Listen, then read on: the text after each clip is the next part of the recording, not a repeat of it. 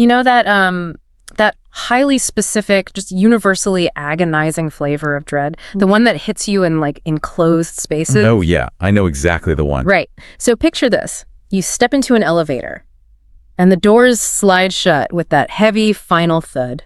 And it is just you and one other person. The worst. Or maybe you are at, a sprawling industry networking event or a friend's crowded party. And through some weird shifting of the crowd, you find yourself momentarily isolated near the snap table with a complete stranger. Just trapped by the chips and dip. Exactly. You are standing there, you're holding a lukewarm beverage, and suddenly it hits you. There's this crushing, almost suffocating physical pressure that you absolutely should say something. Yes. The social contract is just screaming at you. Right. The contract demands that you speak. You need to make a sound. But your mind, which is normally, a very active place full of opinions and observations, it just flatlines. Completely empty. It goes completely, utterly blank. And the silence stretches out. You start noticing like the hum of the fluorescent lights. The air feels heavy. The whole experience is just visceral agony. It really is. And, it is a profound physiological reaction to a seemingly mundane situation. Because we are, at our core, deeply social tribal creatures. Right. We need the tribe. Exactly. So our evolutionary wiring dictates that when we are thrust into a scenario where social interaction is expected, where we are in close physical proximity to a member of our species, but we lack the immediate script to engage, our brains actually interpret that as a threat. Wait, really? A literal threat? Yeah, a genuine survival risk. We experience that blankness, that inability to connect, not just as like a mild awkwardness, it's a primal panic. Yeah. We definitely want to establish that we are friendly, normal, and polite.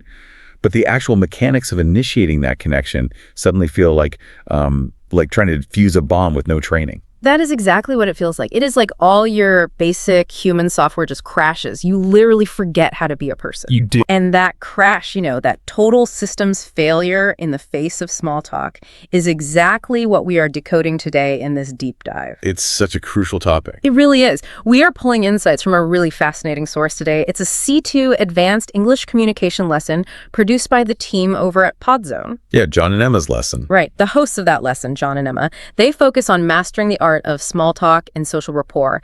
And what I love is that they treat conversation not as some, magical innate talent that you either have or you don't. It's not a genetic gift. Exactly. They treat it as a highly mechanical, highly structured skill. So our mission today is to unpack the exact mechanics they lay out. We want to figure out how to take small talk from this source of nervous, sweaty-palmed dread and turn it into a reliable, functional tool for connection. If we connect this to the bigger picture, mastering this isn't just about escaping the mild torture of a quiet elevator ride. As the text explicitly states, small talk is the fundamental bedrock of human networking. It is the absolute prerequisite for building connections in a new workplace, or establishing rapport in your neighborhood, or, finding common ground with a prospective client. It's the starting line for everything. Exactly. Every significant relationship you have ever had, both personal and professional, began with some iteration of small talk. I mean, you don't walk up to a stranger and launch into a lifelong friendship or a multi-million-dollar business partnership by immediately debating existential philosophy. That would be terrifying. Right. You start by commenting on the weather or the coffee or the venue. It is the necessary gateway. Man, I think about a networking event I went to early in my career. I walked in absolutely terrified, and I spent the first 45 minutes essentially hiding behind a structural pillar, pretending to answer extremely urgent emails on my phone. Oh, we have all been there. The fake email scroll. The aggressive fake scrolling, I was sabotaging myself because I was terrified of starting a conversation and having it immediately fizzle out. And that is where John and Emma's approach in the source material gets really useful. Because before we can build a conversation, they start by diagnosing the exact moment a conversation dies. The ultimate small talk killer. Right. So what does this all mean? What is the killer? Well, they illustrate it with a painfully familiar scenario. Emma initiates a standard, ubiquitous social opening. She asks John, "How was your weekend?" Very standard. And John replies with a flat, downward-inflected, one-word answer, "Good." Oh, ouch. And then he just stops talking. Just good. And the dead air that follows that single word is deafening. It's the conversational equivalent of a flat line. It really is. And to understand why that specific response is so destructive, we have to look at the underlying dynamics of the exchange. Emma uses an incredibly apt analogy here in the lesson. The tennis one, right? Yes. She equates answering with a single word to trying to play tennis with someone who simply refuses to swing their racket. Think about the physical and psychological mechanics of that. When Emma asks, "How was your weekend?" she is taking the tennis ball, tossing it up, and serving it over the net. She's making an effort. Right. She is expending social energy. She is initiating a game. She is taking a risk. And when John just says good, he isn't just like missing the ball. He is watching it hit the court, bounce twice, and roll into the fence. He is just letting it die. Precisely. And the immediate psychological result is that 100% of the conversational burden is instantly, violently transferred right back to the person who initiated. That is so unfair. It is. Emma now has to scramble. She has to conceptually walk over, pick up another ball, walk back to the baseline, and serve again. She has to hope that that this time John might actually decide to play. It is exhausting. Yeah, it makes the initiator feel awkward and burdensome and, frankly, rejected. If you are doing all the heavy lifting in an interaction, you are going to walk away from it as quickly as politely possible. Exactly. You're going to look for the exit. This brings us to a massive psychological hurdle, though. If we know that dropping the ball kills the conversation, why do we do it? Why do our minds go blank? That's the real question. I think a lot of people freeze up because they operate under this incredibly flawed assumption that small talk is supposed to be, like, profound. Yes. We overthink it. Completely. I remember being at a dinner party and someone asked me how my week was, and I literally paused for 10 seconds trying to summarize my week into some witty, culturally relevant, highly entertaining anecdote. By the time I actually opened my mouth, the moment had completely passed and I just looked weird. You missed the window. I totally missed it. We think we have to deliver high-value information. And that is the core misunderstanding that John and Emma dismantle in their lesson. They argue that the purpose of small talk is decidedly not to share deep, meaningful information. Right. When someone asks how your weekend was, they are not requesting a philosophical dissertation on your time off. They don't actually need to know the intimate details of your Saturday. They are simply trying to build what the lesson refers to as a small bridge. I really latch on to that small bridge concept because if we aren't sharing deep information, if we aren't actually exchanging heavy, valuable cargo across this bridge yet, then small talk is essentially just a stress test for the structural integrity of the bridge. That is a great way to look at it. Right. It is like walking out onto a wooden plank over a gorge, tapping it with your foot and saying, is this safe? Can this hold weight? Are we capable of communicating without it turning hostile or awkward? We are just testing the baseline reality before we drive heavy trucks of real conversation over it. That structural integrity test is the entire point. You are establishing baseline rapport. You are proving to each other, through low-stakes verbal volleys, that you can engage in a reciprocal, safe, predictable exchange. You are signaling, hey, I am a cooperative member of this social environment. I'm not a threat. Exactly. And once that basic integrity is confirmed through a few minutes of light, rhythmic small talk, the bridge is reinforced. Then you can naturally transition into deeper, more substantive topics. But if you fail the test... Right. If the bridge collapses at the very first plank, if you just say good and stare at them, you are never getting the heavy trucks across. The interaction is over before it even began. Okay, so we have the diagnosis, the one-word answer destroys the bridge, and we have the objective. We just need to pass the stress test. We just need to keep the tennis ball in the air. Yes. To actually execute this, John and Emma provide a highly mechanical, incredibly reliable formula. It's an engineered response to the basic "how are you?" question. It is a remarkably efficient conversational algorithm called the ARE method. ARE. Answer, reveal, engage. Exactly. It is a 3-stage process designed to entirely engineer out the possibility of the one-word killer. Let's pull apart the mechanics of this using their exact role play from the source. Emma asks again, John, how was your weekend? Now, John employs the ARE method. Stage 1 is A for answer. He says, it was really good, thanks. Now, at first glance, that looks remarkably similar to the one-word killer. It does. It's just good with manners. But answering directly and cleanly is a mandatory first step. Yeah. It is the acknowledgement of the social contract. It validates the other person's initiation. Right. You can't just ignore the question. Exactly. If someone asks about your weekend and you immediately pivot to asking them about a recent sports game without acknowledging their prompt, it is jarring. It feels evasive. By answering directly, it was really good, thanks, You are politely receiving the serve. You are communicating, I hear you, I accept the premise of your question, and I am participating. Here's where it gets really interesting, though. He doesn't stop there. He immediately moves to stage 2, which is the R, the reveal. The most important part. John follows his basic answer by adding, I finally went to that new Italian restaurant downtown that I've been wanting to try. This is the part that changes everything. The text calls this giving the other person a hook. Yes, a hook. It's like leaving conversational breadcrumbs. You aren't forcing the other person down a specific, rigid path. Yeah. You are just tossing out a few interesting details and seeing which one they want to pick up. Is that essentially what the reveal is? That is a perfect reading of it. The reveal is the engine of the entire interaction. Yeah. Let's analyze the difference in cognitive load between the two scenarios. If John just says it was good, Emma has to invent a new topic out of thin air. Which is exhausting. It is. She has to search the room, search her memory, and come up with something else. But when John says, I finally went to that new Italian restaurant downtown, he has just handed her a menu of incredibly easy follow-up options. Oh, I see. She can ask about Italian food in general. She can ask about the specific restaurant. She can mention the downtown area and how much it has changed. She can pivot to a restaurant she's been wanting to try.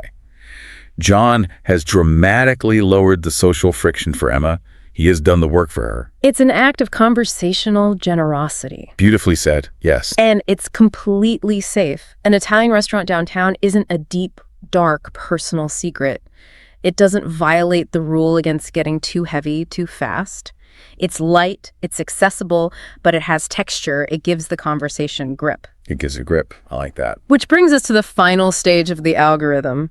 You've answered, you've revealed a breadcrumb, and now you have to close the loop with E for engage. Right. So John answers, he reveals the restaurant, and then he immediately asks, have you been exploring any new places in the city lately? He passes the ball back. He formally returns the serve. By asking a related but distinct question, he actively invites Emma back into the game. The pressure is now transferred back to her. But because John provided the hook and the thematic transition, the pressure is incredibly light, it's manageable. He has successfully completed a full, healthy conversational cycle. It really is a machine. Answer the prompt, reveal a textured detail, engage them with a question. But there is a massive trap hiding in that third step, isn't there? Oh, a huge one. The engage step requires asking a question. But if you ask the wrong type of question, you essentially just build a brick wall on your side of the tennis net. The type of question you ask dictates whether the conversation expands or dies. What's fascinating here is that this is a fundamental distinction in communication theory that John and Emma highlight perfectly. There is a sharp divide between closed questions and open-ended questions. And if you rely on closed questions, your ARE method is going to fail entirely. Right. So a classic closed question from their examples is asking someone at an airport, did you have a good flight? The grammatical architecture of that sentence only requires and really only invites a binary answer, yes or no. Exactly. When you ask a closed question, you are functioning as an interrogator, not a conversationalist. You are demanding a concrete fact. Did the event occur? Yes. Was it pleasant? Yes. It does not invite the other person to share an experience. It doesn't give them room to elaborate. It's a dead end. It is. Okay. If you string 3 or 4 closed questions together, did you drive here? Yes. Was there traffic? No. Did you park in the garage? Yes. You are just extracting data points. It is socially exhausting because it feels like a deposition. You are just throwing tennis balls at a wall. Yeah. So the pivot is to use open-ended questions. Instead of, did you have a good flight? You ask, how was your trip? Or what was the best part of your vacation? These questions demand a story. Yes. Fact versus story. They force the other person to dig into their memory, select a detail, and construct a narrative. The psychology of an open-ended question is highly cooperative. When you ask, what was the best part of your vacation? It is grammatically impossible to answer with yes. True. You are forcing the conversational ball to stay in play for an extended period. You are actively prompting the other person to generate their own reveals and their own hooks. You are asking them to give you the breadcrumbs. John and Emma actually provide specific trigger words to build these questions. You start sentences with what, how, and tell me about. I use tell me about all the time now. It's a great one. It's not even a question, really. It's a direct prompt. For example, instead of asking a new acquaintance the standard, incredibly boring closed question, do you like your job? Which, let's be honest, always just gets a shrug and a, yeah, it's fine. Right. Everyone says it's fine. Always. So they suggest asking instead, What's the most interesting thing you're working on right now? Look at how that specific question alters the dynamic. Do you like your job? Often triggers a defensive or reductive response. But what's the most interesting thing you're working on right now directs the person's brain to search for a specific, positive, engaging detail. It assumes they have something interesting going on. Yes.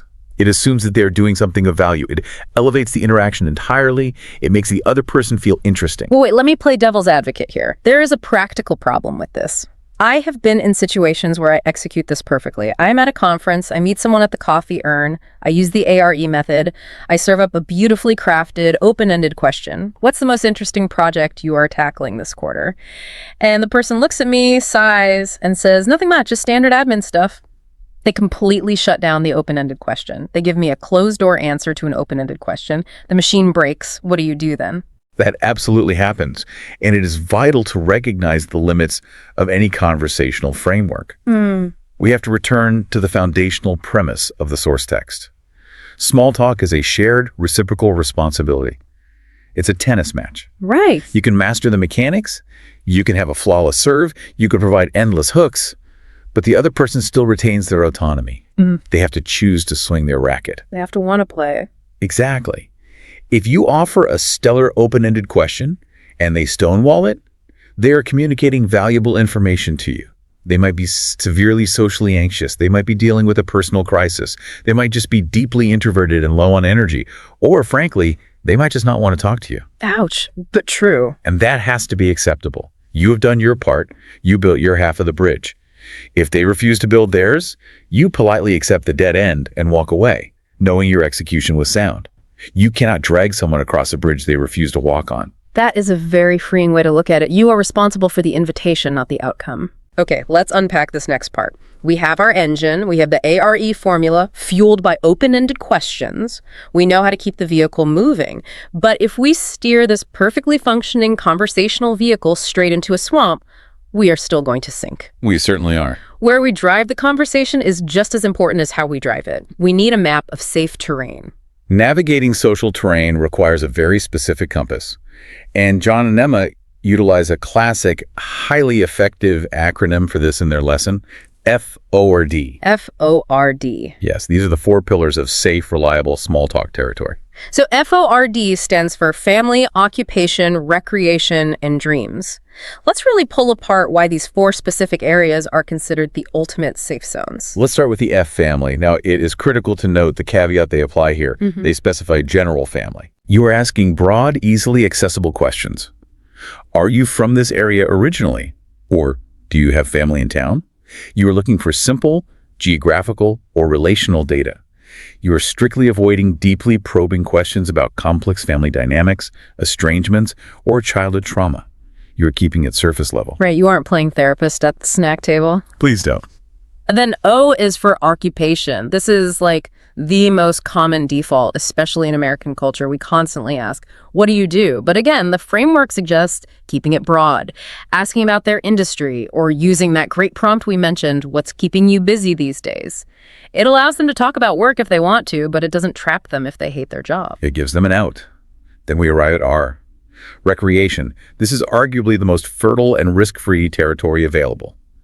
John and Emma point to hobbies, travel, entertainment like books, movies, television series, and food. Everyone loves food. Exactly. This works because it relies on universal human consumption. Everyone eats.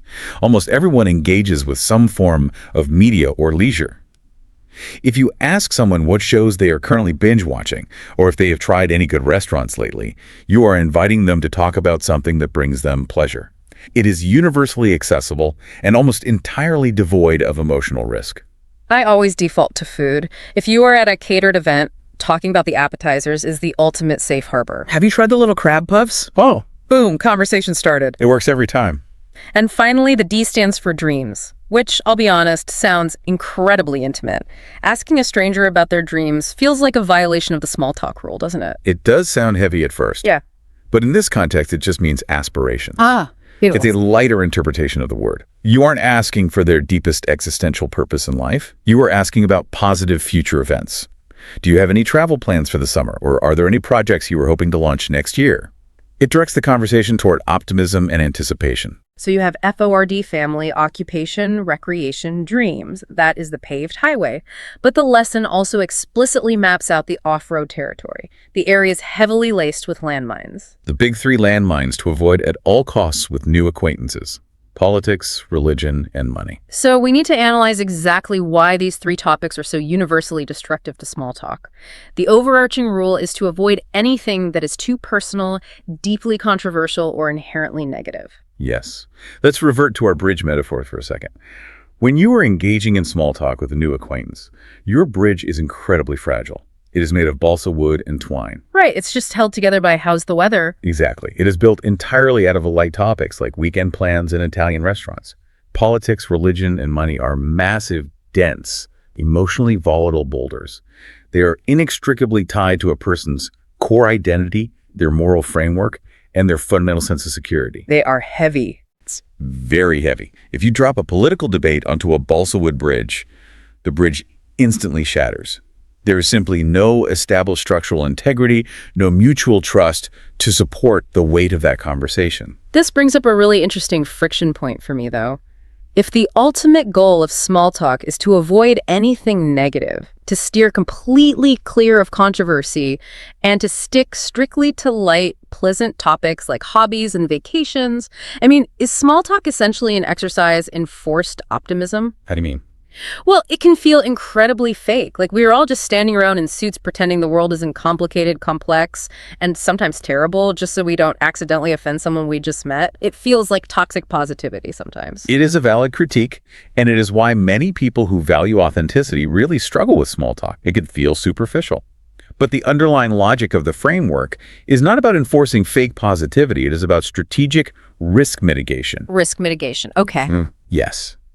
Because when you dive into a controversial topic with a stranger, you are gambling with a complete unknown. You have no idea what their background is, what personal traumas they carry, or what core beliefs they hold. Small talk is an act of mutual respect and safety building. So it's about safety, not fakeness. Exactly. You are prioritizing the establishment of a safe, functional human connection over the immediate expression of your own deep, controversial opinions. As the text says, it's just not worth the risk. You are saying, I value interacting with you peacefully more than I value debating you. It is a strategic choice for social harmony, not a denial of reality. Wow. You are prioritizing the connection over the content. The content doesn't matter yet. The fact that you're communicating successfully is what matters. Precisely. Okay, so we have successfully navigated the terrain. We initiated the interaction. We ran the ARE loop. We asked open-ended questions about recreation. We avoided politics. We have built a great little bridge. Yeah. But here is the ultimate trap. Oh, yes. The exit. Eventually, you have to leave. The elevator arrives at the lobby. The networking event winds down. You need to use the restroom. And this is where a spectacular, highly successful 15-minute conversation can suddenly turn horribly, painfully awkward if you don't know how to end it. It just drags on until someone mumbles an excuse and runs away. This transition is a critical failure point. In the lesson, John explicitly states, this is where I think a lot of people panic. And he's right. How do you end a conversation without being rude? That panic is rooted in the feeling of being socially trapped. You feel totally trapped. You have successfully built the bridge, you are standing in the middle of it enjoying the view, but you realize you don't know how to walk off the bridge without detonating it behind you. You don't want the other person to feel abandoned. I used to be so bad at this that I would literally just execute the Irish goodbye. Oh no. I really would. I would wait until the person looked away to grab a napkin or a drink, and I would just vanish into the crowd because I was too terrified of the awkwardness of saying, I am leaving now. It was terrible. That is hilarious, but yeah, not ideal for building rapport. Not at all. So to fix this, John and Emma give us the golden rule of the graceful departure. The key to an exit line is that it must be about your external need to leave, not about your internal desire to stop talking to them. Let's dissect the psychology of face saving here. If you simply say, well, I am done talking to you now, or even a slightly softer version like, okay, I'm going to go, it is inevitably perceived as a rejection. It feels personal. It implicitly signals you have exhausted your usefulness to me, or you are no longer interesting. But when you externalize the reason, when you make it about a physical need to get food or a professional obligation to find a colleague, you preserve the other person's ego entirely. It's not you, it's me. Or my schedule. Right. You are constructing a polite, socially acceptable fiction. You are essentially communicating, this interaction is wonderful, and I would very much prefer to stay here talking to you, but forces entirely outside of my control are compelling me to depart. It maintains the social harmony you just worked so hard to build. They provide a very specific formula for these exit lines. You start with a positive validation of the conversation, and then you immediately pivot to your personal need. A classic example they use is, well, it's been so great talking to you, but I need to go and find my colleague before the next presentation. It is a flawless execution of the formula. It's been great talking to you, provides the validation, it secures the bridge, but I need to go find my colleague, provides the unarguable external obligation. But the absolute best example they provide, the one that I think is just a masterpiece of social maneuvering, is this one. I've really enjoyed our chat, but I should let you mingle with other people. Oh, that one is brilliant. Isn't it? Let's analyze the mechanics of why that specific phrase is so incredibly effective. Because it completely inverts the power dynamic of the departure. It does. Instead of framing your exit as you abandoning them, it frames your departure as an act of selfless generosity towards them. I should let you mingle. It implies that they are a highly sought-after, popular individual who is in high demand at this event. It suggests that you are altruistically releasing them so that the rest of the room can have the privilege of their company. It entirely neuters any potential feelings of rejection by wrapping the exit in a massive compliment. It is so smooth, it's flattering, and if you want something simpler, they offer, "It was lovely to meet you, I hope you enjoy the rest of the event." Clean, positive, undeniable finality. You just say it, smile, and pivot your feet away. The broader point John and Emma make is that having these specific phrases prepared in advance turns a moment of high anxiety into a smooth professional maneuver. You aren't fumbling for words, you aren't slowly trailing off into silence and looking at your shoes, you are executing a planned, graceful closure. Is an exit line essentially just pulling the parachute? You have to pack it before you jump, right? That is the perfect analogy. Because you cannot wait until you are shoved out of the airplane, or in this case, until the conversation reaches a painfully long lull to start figuring out how to build your parachute. If you wait until you're plummeting toward the ground, you're going to panic, flail, and crash. You have to pack the parachute before you get on the plane. Yes, the text explicitly notes how people panic here. Right. You have to walk into the networking event already knowing exactly which exit line you are going to use when the time comes. That preparation is key. When you enter a social situation, knowing that you possess a reliable, tested escape hatch, it dramatically reduces your baseline anxiety for the entire event.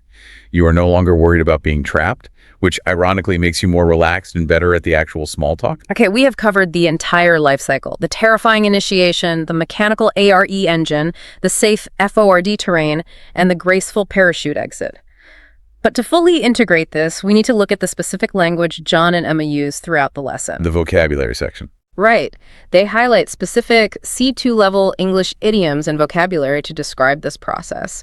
And examining the actual words we use to describe social interaction reveals a lot about how we perceive it. And the vocabulary section of their lesson is vital because it provides the lexicon of connection.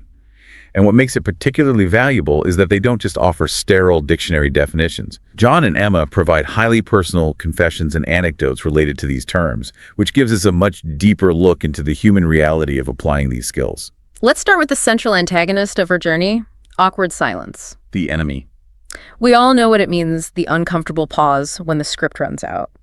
But John's personal connection to this term in the source is fascinating. He openly admits, "I talk about the weather when I want to fill an awkward silence." Let's unpack the psychology of that specific admission. Why the weather? Why is meteorological data the universal cross-cultural default for human beings desperate to fill a void? Because it's right there. Well, it is, because the weather is the ultimate, undeniable shared reality. It requires absolutely zero background knowledge from the other person. It carries zero controversy. It is universally accessible. When the pressure of an awkward silence begins to build, when the amygdala starts firing warning signals about social failure, our brain bypasses all complex thought and reaches for the lowest hanging, safest fruit imaginable, simply to generate sound and reestablish a connection. That makes so much sense. John's reliance on the weather isn't the lack of imagination.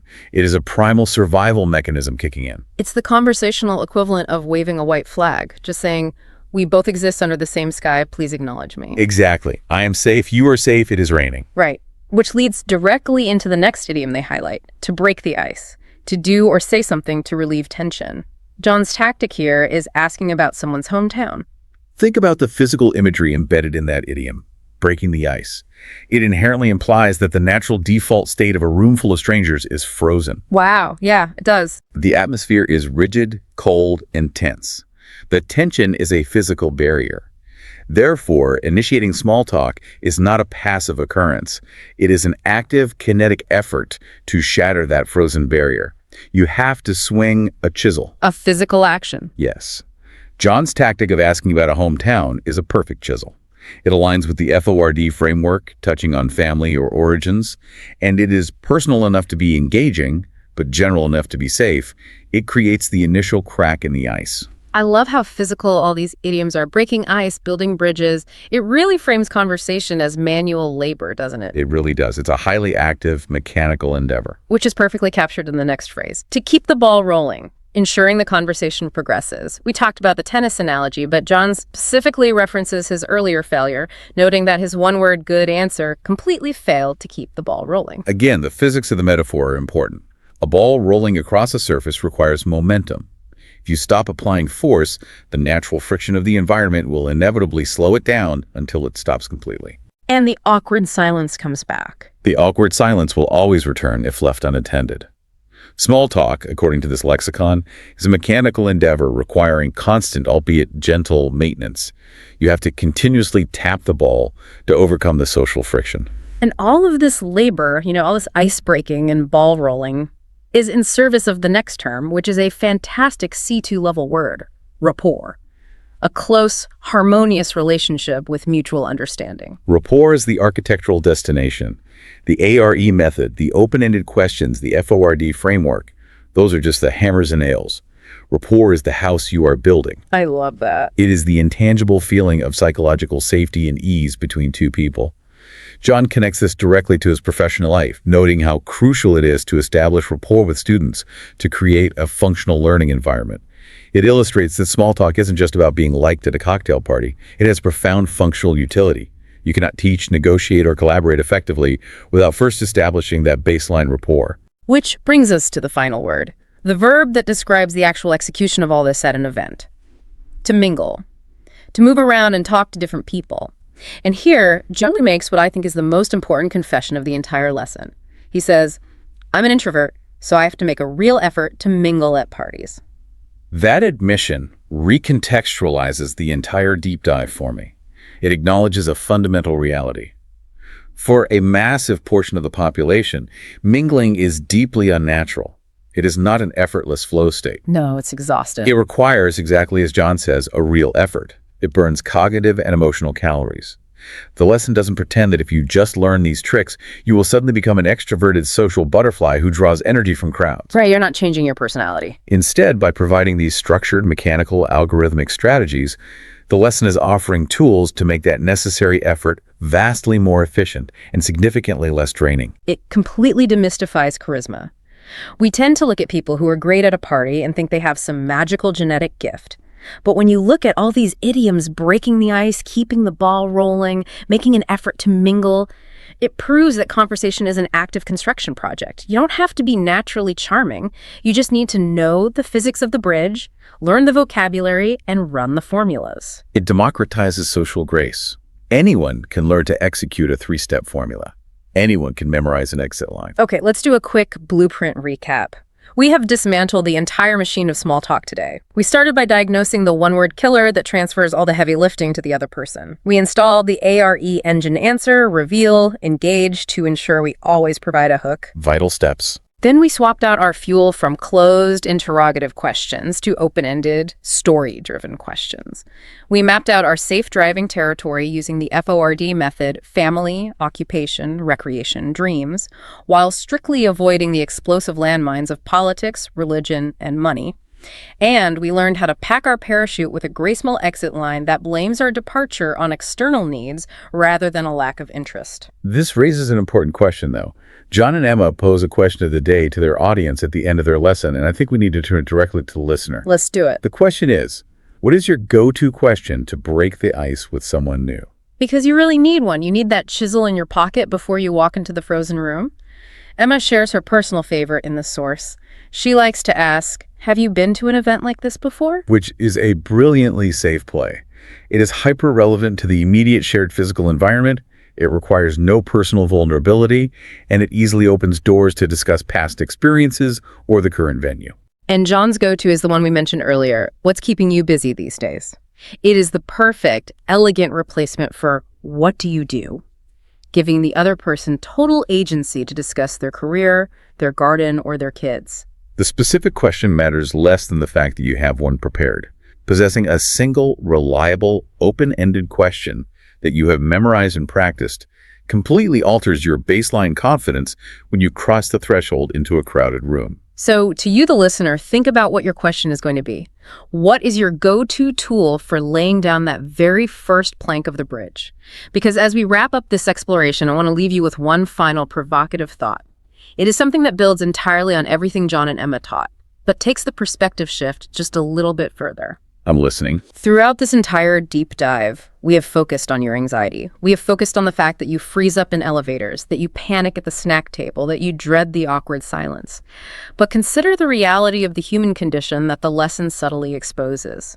Every strategy, every idiom, every formula we discussed exists because everyone struggles with this. Oh, that is so true, even native speakers. Everyone. So the next time you find yourself trapped in that elevator as the doors slide shut, or you find yourself stranded next to a stranger at a networking event and you feel that familiar, suffocating pressure building in your chest, when you feel your mind completely flatline and the silence starts ringing in your ears, I want you to look at the person standing next to you. Realize they're in the same boat. Exactly.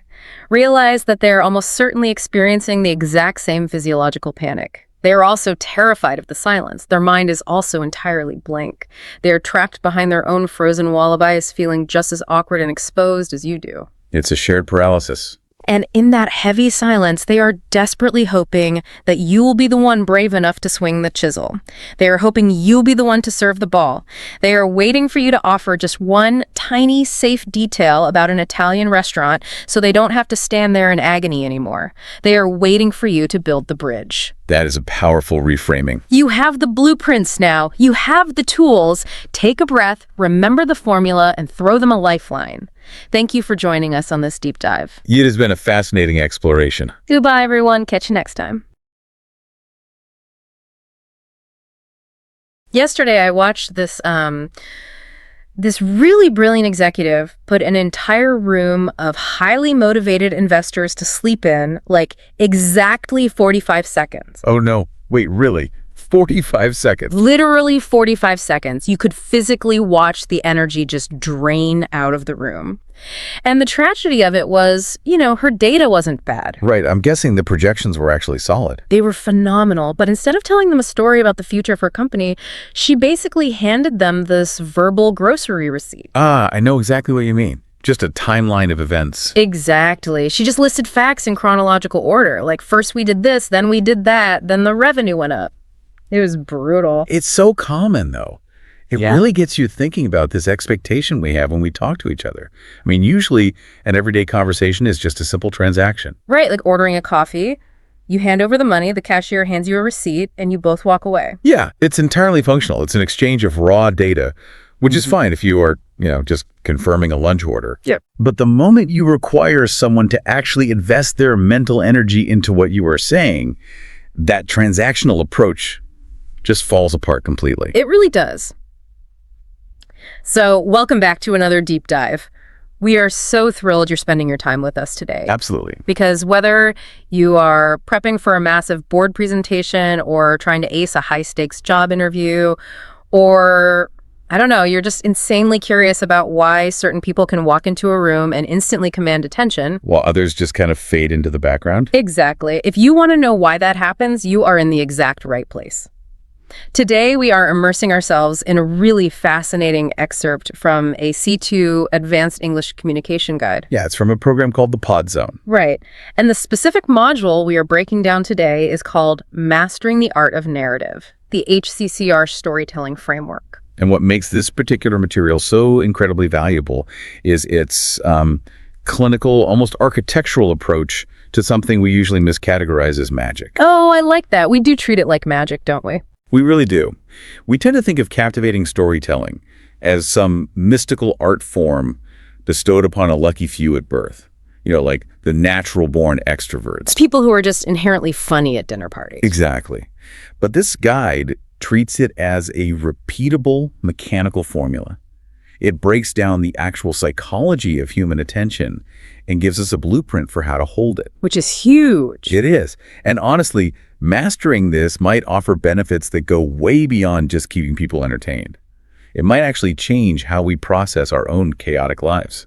Okay, I want to bookmark that idea about processing our own chaos, because I have a feeling that's going to be incredibly important later. It definitely will be. But let's start with the immediate problem. The guide points out this really brutal truth. We all tell stories every single day, but most of us are remarkably bad at it. We really are. We think we're sharing an experience, but we are actually just subjecting people to a fact list. A fact list, exactly. So our mission today is to uncover this specific structural shortcut, that HCCR framework that can instantly elevate you from a data spitter to a captivating communicator. But to truly appreciate the cure, we first have to properly diagnose the disease. Right. The Podzone Guide gives us a textbook example of this exact failure. The host of the guide, John, is prompted by his co-host, Emma, to share something interesting that happened to him recently. And he decides to talk about a rough travel day, which we've all had. We've all had them. Okay, yes, I have the exact transcript of his response right here, and I want you to listen closely to how he structures this. John says, quote, "I went to the airport last Tuesday. My flight was at 3 p.m. I got a coffee. I went to the gate. The flight was delayed. I waited for 2 hours. Then I got on the plane. I got home late." Unquote. And Emma's reaction in the audio is incredibly telling. After a long, awkward pause, she just says, "And that's the end of the story." You can hear the sheer disappointment in her voice. Oh, absolutely. The letdown is palpable. Okay, so let's unpack this, because I'm looking at this paragraph, and my instinct isn't even to call it a bad story. I'm questioning whether this qualifies as a story at all. It really doesn't. It's literally just a chronological log of a physical body moving through space. To use my earlier analogy, it's the ultimate grocery receipt. Yeah, you can just check off the items. Airport, check. Coffee, check. Gate, check. Delay, check. Right. But it has absolutely no flavor. If I gave you a receipt from a 5-star restaurant, it proves an exchange of time and money happened, but it doesn't tell you how the food tasted. That is a phenomenal way to frame it. Yeah. But the real question is, why do we do this? Yeah, why is it our default? Why do both language learners and native speakers fall into this exact flavorless trap? Well, from a cognitive standpoint, stating facts in chronological order is just the path of least resistance. It's easy. Exactly. It requires almost zero processing power from the speaker. You are just accessing your short-term memory sequentially. First X happened, then Y happened. So you don't have to evaluate the information, you just have to regurgitate it. Precisely. So it is basically our brains being lazy. We take the easy way out when we speak. It's cognitively easy for the speaker, but it is an absolute dead end for the listener. A total dead end. The material emphasizes that a fact list transfers information, but it entirely fails to generate emotion. And human beings do not remember pure information unless it's attached to an emotional state, right? Right. When John says, "I waited for 2 hours," he's giving the listener a timeline, but he is offering zero stakes. The listener has no reason to invest their own mental RAM into tracking this narrative. Right. Because I don't know why the delay matters. Like, was he just going home to sit on his couch? If so, who cares if he's 2 hours late? Exactly. Without stakes, there is no tension. And without tension, there is no attention. Oh, I love that. No tension, no attention. So if the chronological grocery receipt is the problem, the Podzone Guide provides a very specific structural cure. The HCCR framework. Yes, this is the architectural formula we mentioned. 4 steps that force you out of that lazy sequential brain dump and into strategic communication. So let's start with the first letter, the H, which stands for hook. Okay, the hook. The core principle here is that you must bypass the chronological beginning. You do not start where the event started. You start with something designed to forcibly grab the listener's attention. Yes. The contrast they show in the guide is wild. Instead of the boring chronological start, I went to the airport last Tuesday, they suggest this hook. Let me read it. It says, "You will not believe the chaos I witnessed at the airport last week." Notice the mechanical difference there. The original version is a flat statement of fact. Yeah, just I went to the airport. But the hook version is a promise. It operates on what psychologists call a curiosity gap. A curiosity gap. Yeah, you are signaling to the listener that you possess highly unusual, chaotic information that they do not currently have. And you are essentially daring them to stick around to find out what it is. But wait, let me push back on this a little bit. Okay. If I'm in a professional environment, say a Monday morning marketing meeting, and I kick off my project update with, "You will not believe the chaos I witnessed," aren't people going to think I'm acting like a desperate YouTube clickbait thumbnail? That is a very valid concern. Like, how do we use a hook without sounding completely unhinged or manipulative? It comes down to calibration. A hook doesn't have to be sensationalist to be effective. It just has to disrupt the expected pattern. Give me an example of that. So in a marketing meeting, instead of saying, last quarter our numbers were down, so we did a study, your hook might be, we spent the last 3 months trying to figure out why our most loyal customers suddenly stopped buying from us, and the answer completely shocked us. Oh, okay. I see. You aren't yelling about chaos, but you are still creating a curiosity gap. You're promising a revelation. That makes total sense. It is about promising a destination that's worth the trip. So you've grabbed them by the collar with the hook. Now you have to justify that attention. Which brings us to the first C in the framework, context. The hook opens the door, but the context invites them inside and sets the temperature of the room. Exactly. This is where you establish the who, what, where, and when. But the guide includes a massive blinking warning light here. Keep it brief. See, this is where I know I would mess up. How so? Because if I try to give context, I immediately slide right back into the fact list. Like, let's say I want to explain why my delayed flight was a big deal. Okay, let's hear it. I might say, I was flying back from my cousin's wedding. Her name is Sarah. She actually met her fiance at this little coffee shop near my old apartment, and it was going to be an outdoor ceremony, so we were worried about the rain. And suddenly you've lost the room again. Exactly, because I'm rambling. You're providing a comprehensive history instead of strategic context.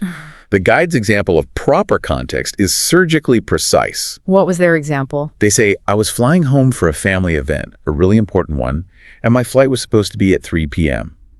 That's it. Wow, it is so minimal. Because it only provides the minimum viable information required to establish what the guide calls the stakes. The stakes, right. This is the engine of the entire story. The context exists solely to tell the listener what the protagonist, meaning you, stands to lose. So the family event is important. Therefore, the 3 p.m. flight is a critical goal. Exactly. And once the goal is established, we actually care about the obstacle. Because if we don't know about the important family event, a delayed flight is just a mild everyday annoyance. We've all been there. Right, it's just traffic. But if the delay actively threatens something deeply important to the speaker, now we have a problem we want to see solved. You've just perfectly articulated the transition into the second half of the framework. We have attention via the hook. We have empathy via the context. So now we need the collision. That is the second C, the climax. Here is where the framework gets really interesting to me. The guide defines the climax as the main conflict, the highest point of tension, or the ultimate turning point. In John's original terrible story, his version of the climax was just, the flight was delayed. I waited for 2 hours. It is entirely passive. He's just a victim of time passing. Exactly. But look at the HCCR version of the climax. The departure board suddenly flashed, canceled, not delayed, canceled, and it was the last flight of the day. The mechanical shift there is profound. The original version minimizes the conflict to save the speaker's cognitive energy. Right, just keeping it simple. But the climax version intentionally maximizes the conflict to spike the listener's heart rate. Canceled. The last flight of the day. It forces the protagonist into a corner. Yeah, the stakes we carefully build in the context are now directly under imminent threat. The family event isn't just delayed, it is on the verge of being entirely lost. It's the absolute peak of the action. The worst possible thing that did happen in that context has just happened. And as a listener, my brain is screaming, well, what did you do? Exactly. Which naturally demands a payoff. And that brings us to the final letter, the R resolution. The guide outlines 3 non-negotiable requirements for a successful resolution.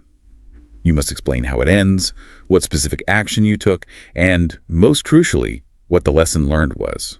The example they give is fantastic. After a frantic hour on the phone, I managed to book a seat on a rival airlines flight, but it cost me a fortune.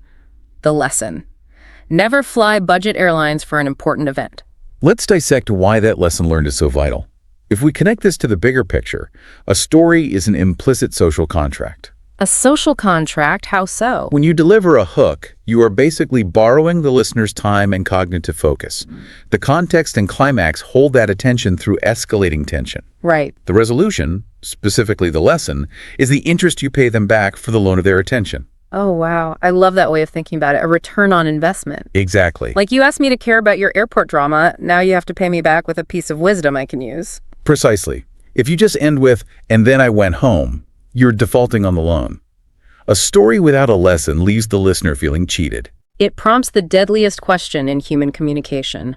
So what? The dreaded cool story, bro. It really is the worst feeling both to hear and to say. So if we pull back and look at the whole HCCR framework, hook, context, climax, resolution, what strikes me is that the physical reality of John's day never changed. No, not at all. The factual timeline is identical in both versions. The flight was still bad, he still had to wait, but by running those raw, unstructured facts through this specific architecture, it transforms from a grocery receipt into an experience. It has a beginning that grabs you, a middle that makes you care, and an end that pays you back. It's a massive structural upgrade. However, the guide makes a very sharp pivot at this exact point, doesn't it? It does. It warns that while the framework is absolutely necessary, it is not sufficient on its own. Right. Structure without style is just a skeleton. It might stand up, but it's entirely bare bones. Nobody wants to look at just a skeleton. You need to put some meat on it. You need the color commentary. The specific terminology the material uses is vivid language. It dictates that a storyteller must decorate the HCCR architecture with sensory details. It isn't just about what happened, it's about what you saw, what you heard, and what you felt. It advocates heavily for the intentional use of strong adjectives and powerful verbs. The contrast they provide to illustrate this is night and day. Let's look at a basic sentence from the bad story. I got a coffee. Yeah. Now listen to the vivid version. I grabbed a desperately needed, overpriced coffee. The psychological difference between those two sentences is massive. Let's start with the verb. Yeah, got versus grabbed. Got is passive, dull, and vague. Grabbed implies urgency. It is a physical action driven by an internal state of stress. And the adjectives. Desperately needed and overpriced. Instantly I am transported. Right. Everyone knows exactly what an overpriced, desperately needed airport coffee tastes like. It's slightly burnt. It costs $8, but in that moment of travel misery, it's a survival mechanism. Here's the other example the guide highlights. The basic version is, I went to the gate. The vivid version is, the gate area was a sea of confused and angry faces. A sea of confused and angry faces. That isn't just telling me people were mad, it's handing me a paintbrush. And that is the exact cognitive shift we need to talk about. When you say, I went to the gate, the listener's brain does nothing. It passively files a data point. But when you use a metaphor like a sea of confused and angry faces, the listener's brain is forced to actually construct that image. They have to imagine a crowd moving in agitated, unpredictable waves. They might subconsciously recall a time they were trapped in a miserable crowd themselves. So by using vivid language, I'm actually hacking their brain. I'm forcing them to do some of the imaginative work with me. Yes, you are transforming the listener from a passive receiver of fact list into an active co-creator of the scene. They are experiencing the environment alongside you, rather than just waiting for you to finish talking. Exactly. Okay, so we have the architecture of HCCR and we have the decoration of vivid language. But to truly master this, the Podzone Guide insists that you need a specific vocabulary. It takes a deep dive into the storyteller's lexicon. The text highlights 7 specific words and phrases. But rather than just reading their dictionary definitions, which wouldn't be very helpful, let's examine how storytellers weaponize these concepts to manipulate human attention. Let's do it. The first one they highlight is captivate. The guide defines it as attracting and holding interest, and the example they use is a singer's performance captivating a crowd, or a strong opening chapter in a book. To captivate is the ultimate goal of your hook. But think about the mechanics of being captivated. What do you mean? When you're captivated by a book or a performance, your peripheral vision literally narrows. You stop noticing the temperature of the room. You stop checking your phone. Oh, that's true. You get tunnel vision. A great hook doesn't just attract attention, it monopolizes it. It's that feeling of being locked in, which leads us to the second word, which is how you keep them locked in. Compelling. The guide talks about turning facts into a compelling narrative. Yeah. Like how a documentary needs a compelling human story, not just statistics. Let's contrast captivating and compelling. A hook captivates you. It gets your eyes on the screen. But what keeps you watching a 2-hour documentary? It has to be compelling. And what makes something compelling is the human struggle. If I give you a spreadsheet of climate data, that is factual. But boring. But if I tell you the story of a specific farmer watching his multi-generational well run dry, that is compelling. Compelling requires empathy. Which is exactly why we need context. That is where the empathy lives. Okay, the third word is the core of this entire discussion. Narrative. The text points out how much learners struggle to weave facts into a narrative. But why is a narrative so much more powerful than a list? I think about the example they give regarding history.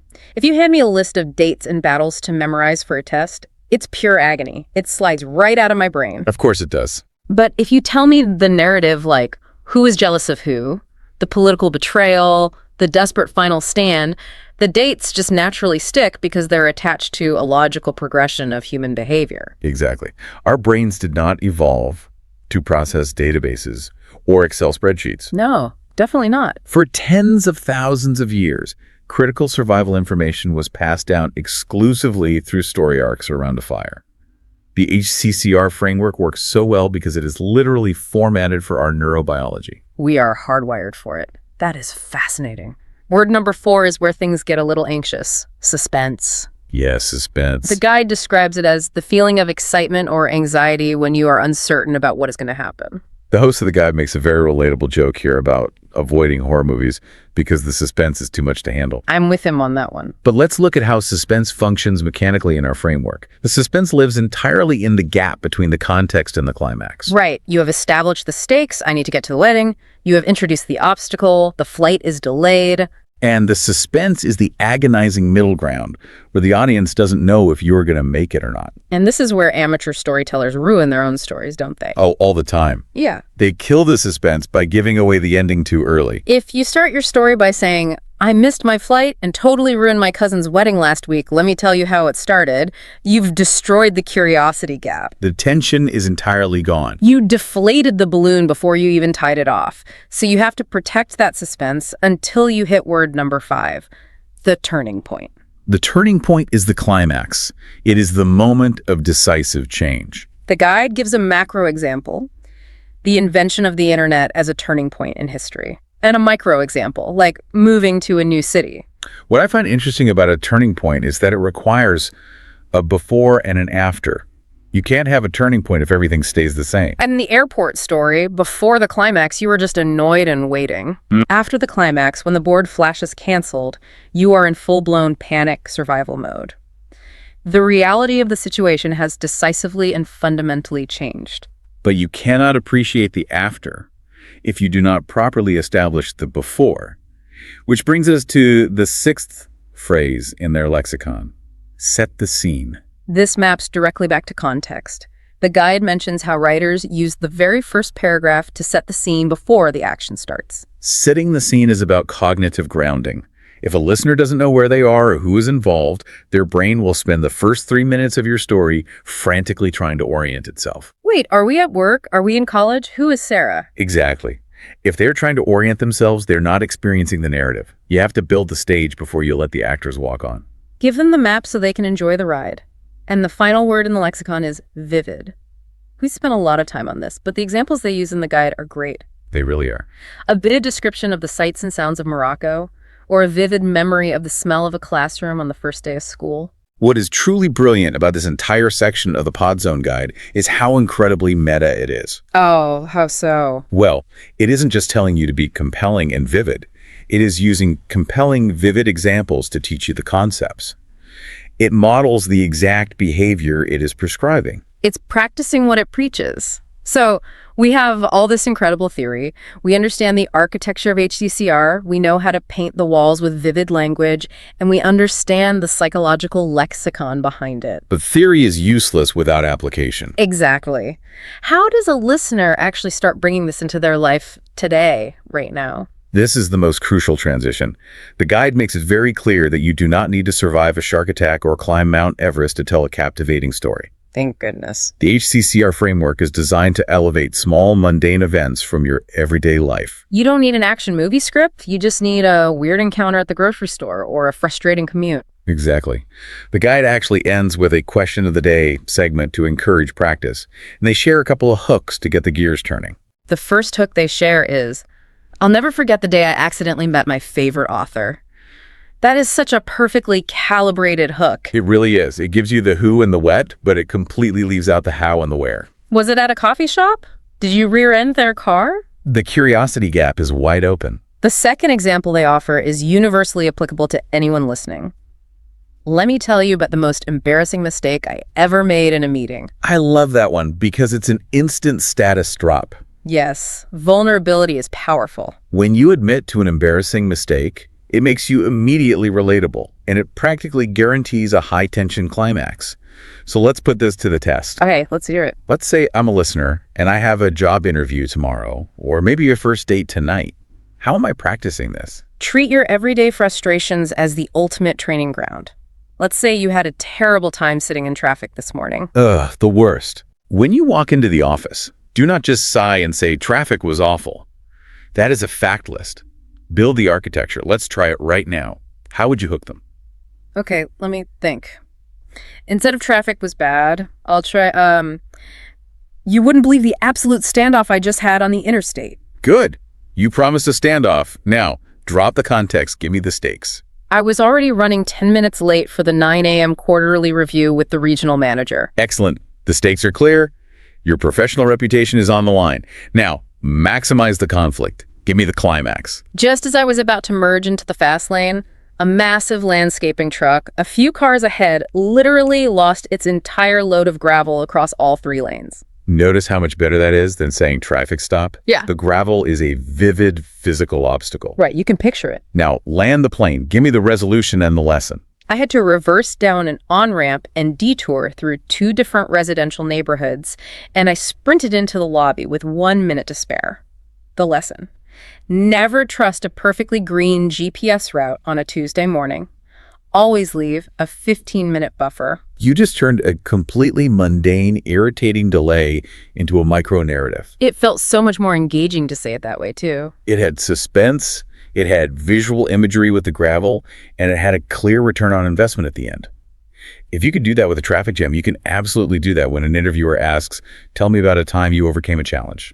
It is all about repackaging the raw data of your life into a format that the human brain actually enjoys opening. Which brings us back to that idea I wanted to bookmark at the very beginning of our deep dive. Oh, right, about processing our own chaos. Exactly.